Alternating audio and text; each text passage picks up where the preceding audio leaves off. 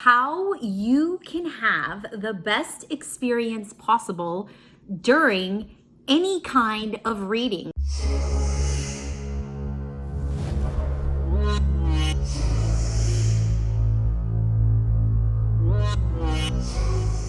Hey guys, it's Terry. It's so great to see you. What I wanted to talk to you a little bit about right now is how you can have the best experience possible during any kind of reading, whether it's an astrological reading, whether it is a psychic reading, whether you're actually getting a reading through an energetic healing session, it doesn't even matter, right? Because it all comes down to the same thing, which is how you receive the information being given to you. So here's how you want to receive the reading. And it doesn't matter who is giving it. It's going to be the same process, okay? So the first thing to understand and know is that no psychic, no medium, no energy healer, no astrological person, also known as an astrologer, is the end all be all.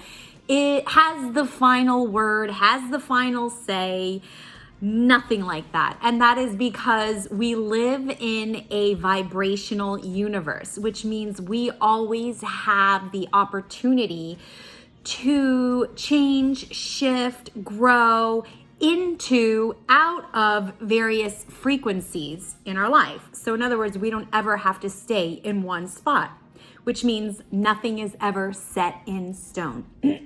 So having that basic fundamental knowledge about your reading, that means as human beings, the readers, right, we could make mistakes. I'd love to say we're all perfect, we're all knowing, but we're not. What we're doing is we're interpreting energy, and then we are translating that information over to you, which does mean some of that can get lost. Some information can get lost, right? So the best way to really receive the information that you're getting is through metaphor, is through connection to, can be similar to, can be like a situation. Now, there are times where psychics and mediums and all of these healers giving you this information are exact and literal, but a lot of the times we're not. So if you're just sticking to and focusing on the exact words we're saying, you're gonna miss a lot of information that could guide you and help you into a more thriving environment, into a more healing space where you can move forward, right? So typically when I work, Spirit speaks to me in metaphors. So for example, if I were giving you a reading, what you'd want to do is also think in terms of metaphor regarding anything that I'm saying. So again, if you are just creating a perfect little Tiffany box of the words your reader is saying, you will miss out on a lot of information, and information will not resonate with you. So it's super important for you to keep an open mind, right? And an open heart, of course, and think outside the box when you're hearing this information so that you can validate for your reader. Okay. The other thing that can happen during a reading, and no human being is exempt, myself as well, and it does happen to me as well, is called psychic amnesia, where you're thinking so hard and you're trying to place the information that's being said to you, and it actually leaves your mind, right?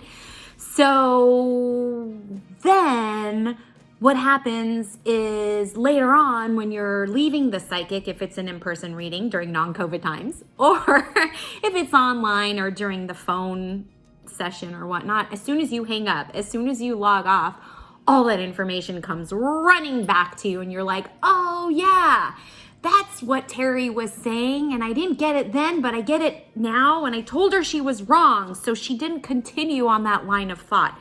Therefore, you missed out on information that could help you. or make your life that much better. So really be open-minded to receiving any and all information.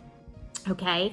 A good psychic, a good medium, a good healer, a good astrologer is going to do their best to make sure they bring information to you in a very relatable manner, because that is the goal. We want you to understand what we're saying.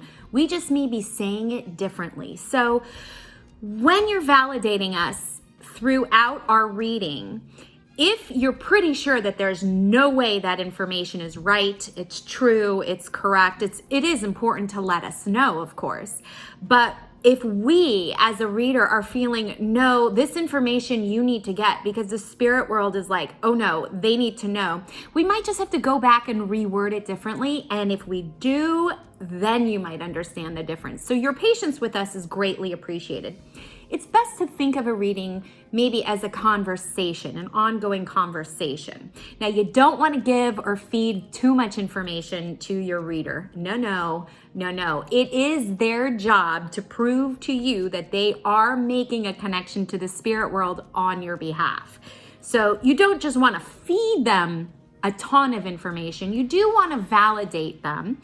And when it's time for you to ask questions, if your reader does allow you to ask questions, because not all readers do, but if your reader allows you to ask a question, you want to be super specific. You don't want to be vague and too general. So a question like, what is my life purpose, is actually too general, and it's way too vague to get an answer in just one session. That is something that is ongoing because there are blind spots in your human life that need to be worked out, and there needs to be more energy dug up layer by layer in order to really get that information for you. Okay, so don't be offended if your reader says, you know what, that's something you'll have to come back for if you really want to work on this. Because it's not a one-off reading for a question like, what is my life purpose? However, a question like, I'm going on a job interview next week, and I want to know what the potential or possibility of how it's going to go, and how should I present myself? That is an excellent question because it's very defined in a timed setting, and you want guidance and tools for how you can overcome this, right? And your reader can also go in and do some CSI. I call it spiritual investigation, spirit world CSI, yes. And can actually see what the potentials and possibilities of that outcome may be for you, right? Now, just remember, going back to where we started in this video, nothing we say is ever set in stone, and that's because of your God-given gift of free will. And with your free will, you're always making choices and decisions that are going to create your own reality.